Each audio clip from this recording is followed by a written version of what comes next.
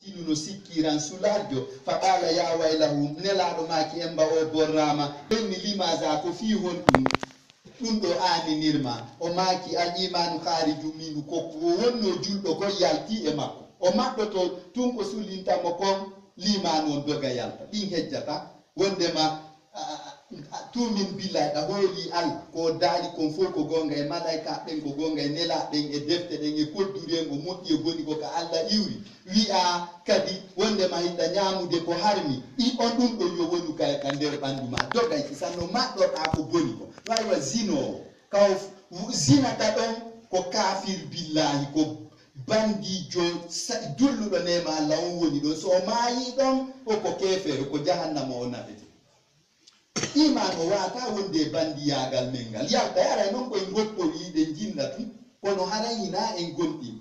Un jour Mohammed sallallahu alayhi wa sallam a vu un ivrogne et s'étonna et dit malheur à lui, sa foi en Dieu est sortie de lui. Amasilani ɗum ɗo non no hulɓini wasu ila o landa kadi mata yakhrujul iman min mumini ko onde tuma julɗo yagal ngal iwata e julɗo. On lui demanda quand la foi peut quitter un croyant. Wa ajaba ila o jabi o wi iza yashwa raha ko tuma o nangi ñamugol ko bonnata hakkil makko wa iza yazni e tuma o waɗata zina iman on yalta haray ko kefeero darinoɗo piirugol e Muhammad sallallahu alaihi wa sallam ɓe piinoɓe nelaɗo ka haswat uhdu barmini Muhammad haray ko ɓe mahay ton ko ton tongu naɓugol sula ɗum ina hum ƴeendi ton tongu naɓugol sula ɗum boyamo waton wondu e makko jikke fus wata wondu.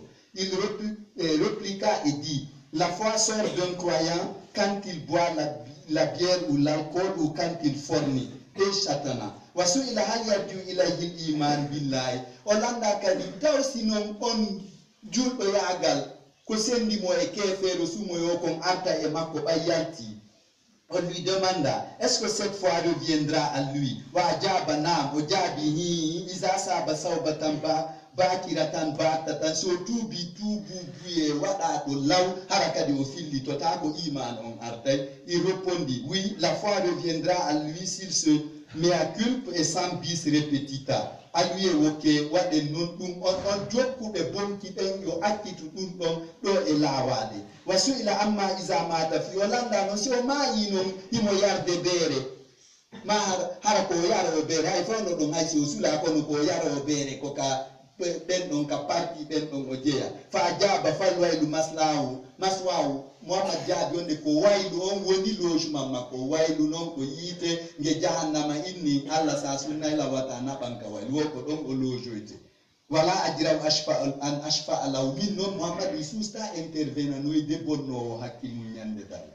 On lui demanda, et s'il mourait sans se mea culper? Il répliqua, c'est le wai sa résidence et je n'oserais intervenir pour lui. Ambarahami ene en ma piqué si en waɗata ɗum ɓiɓɓe men en nguɗo zamanu en ani ɗanana ɗe waɗa hay publicité ɗaɗa publicité beere nden ko drogue on fof ko gotum fof koko bonnata hakkil kon ɗum ɗon hara ella wo ala e ɗum ɗon anana yiɓe wowla fi haala poore woy wallir koye ma wo no waɗira zina ɓe waɗa ɗum ɗon publicité sikken Allah jallanay ɗum hay Amérique ɗum waɗetake ko ko yiyo ton on poore hoy ɗum waɗetake koye Amérique ka leydi heferɓe puyam na Chine na nokkugo ko enen tun suusi wadde ɗum ɗon ɗo fanken buɗe sikken noon en soñjota ko en soñjoto ha soñjode Allah hara la yubali o loppaka wasuila aidan neɗaɗo landa kadi hal sikkiru mata sa yaraka yawmal qiyamati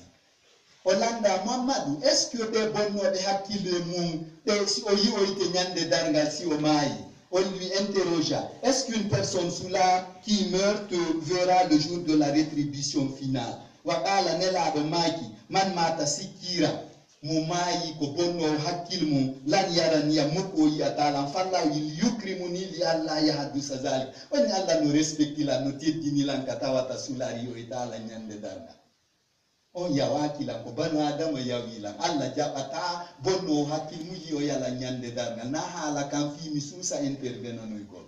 Il dit celui qui meurt sous l'arme ne me verra jamais. Dieu m'honore pour ne pas que ça ait lieu. Aspetogol wasu ila Hollanda amma lufa da tu sikir si sular jonon yari rigo bulema o nyamiri kuyer man o mira makodo ngono kadi Muhammad bay ko awoli e ustaza mengo en alase de melanda ki madundo fu fagala maki si on nyami lutini metti batte mako kawala kilka bino wa batte parisi metti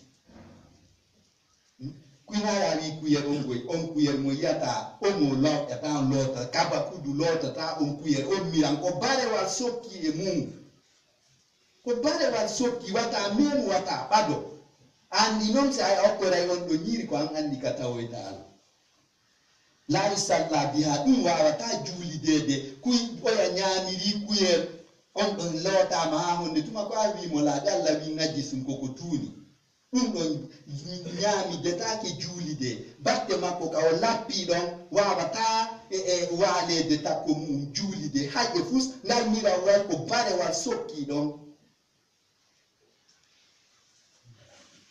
On lui demanda comment juges-tu le restant de son repas. Il répondit c'est comme le restant du repas d'un chien. On ne peut prier avec. Et autant. Là, ils attendent l'ilkhimiri dunya wa akhiratan.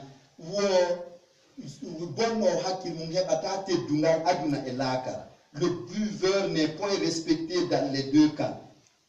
Wahua mushmitun adadi. Ko wono sago aibe bi don kawoni sago ganyo. Sabi sina makunene makoyida mo woni sago den no sai mo mari baba goto da be yida mo woni sago mabbe kanko fabiti non dum hore makko. Il est au merci des ennemis.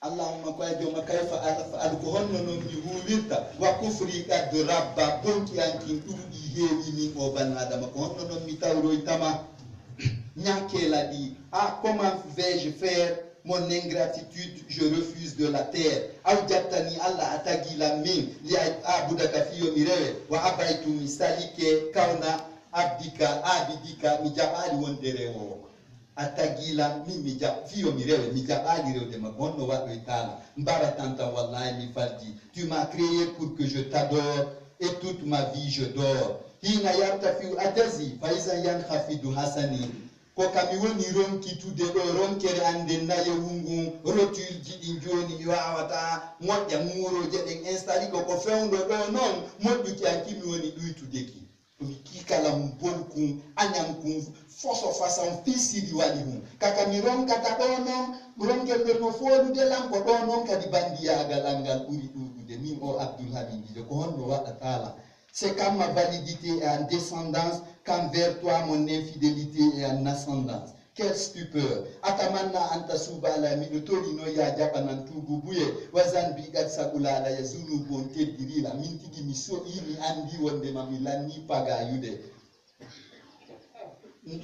Nazunu balu barabilia. Je souhaite que tu me pardonnes puisque mes actes ne sont pas bons. Gadnusiha kafani wa umri kafan. Kasangia onsanya noma ngunda an ko lanu dan kono mi do bewi amugo masono mayde ande ne ata ko jonna no ton Abdulhamid mai so sota gokuni atabe ya tunturu e pili mini jango hakata e puis ko wobbe suru itala wobbe heddo ta ko kanyen business ma be mun ayo bonu ko mi Abdulhamid yo mi andu dum don. La tenue de ma tombe est déjà tissée et ma bêtise est au plus haut niveau hissée. Kama adu kadaligam falatu tul ini musijam. Paino minotora de mamilani mapa de ayo Allah. Yandi wata hauri nang eko sonja talang yandi ijo. Comme je te supplie en craignant, ne m'envoie pas des anges gênants. Wakama anna karamaka jawaza sahara akfir zanbi jam'a. Wanatawata non bete ya agal manga no buri désert di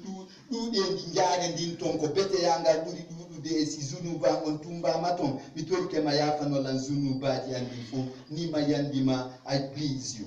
Comme la surface de ta miséricorde dépasse les déserts, toi toutes mes bêtises digères. Wa in khafarta anni fa anta faqat mustahiqu min kum bonkum sa yafi kelam ko antum hani yafana golan goddo wawdo dum on ala konode. Si tu me pardonnes, seul toi qui me le donne. Wa in tuazibni faman yusaini Allah sabi aletela ko hombo wala talam hombo badoto hay Muhammad wi susata.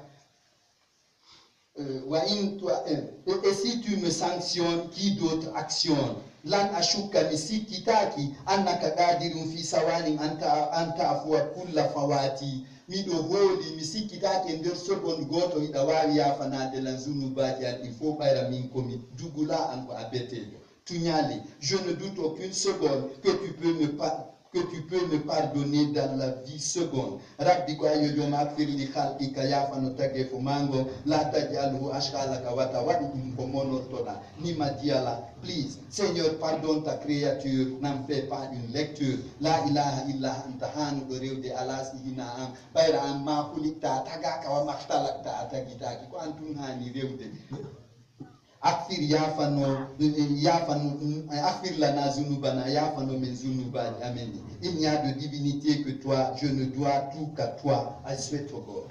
Allahumma ko ayo Allah al-malikul haqqul qayyum ko ayo lanɗo wuruɗo mo follotako lan e wuruɗo mo mayata laamiɗo mo follotako addu kamiɗo jeejudema wawnashidu kamiɗo multudema. You are pleased nima diyala nima yandima almunharifuna minna ɓoyliɓe amen ɓe yandi faadi fewnuɓe mo melli tunu ni wolulla télé almutaduna fewɓe amen ɓe sabbitum fil huda tabintimɓe ka peewa mo akisul islam añen ayɓe l'islam ɓe wiwata men meɗirɓiɗanɓe l'islam sina ɗum ɓe téléphone a wiye droit de l'homme on tigi soke adi fum jasimɓe ɗo affaibli les ennemis de l'islam ijalnaɗi amérique fa'ilina newnan men mi waɗa ko yamirɗamen kon andeme l'islam koro wallina hayika kaari hina kala ko añuɗa ko wallu men aña kon déteste proscription watatal ansabi tuma men sorno yaka lepide ɓayl feere o ala yandi jalna marhumina waɗu men yurminaɓe sous les planches pitié de nous wa min iqabika najina dandumen ledde maɗen